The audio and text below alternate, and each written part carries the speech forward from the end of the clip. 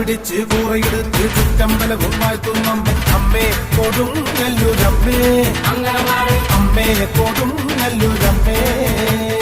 അംബികതന്നുടെ ചരിതം കേട്ടിട്ടാർക്കും കോപം വേണ്ടെന്നാണോ അമ്മേ കൊടുങ്ങല്ലൂരമ്മേ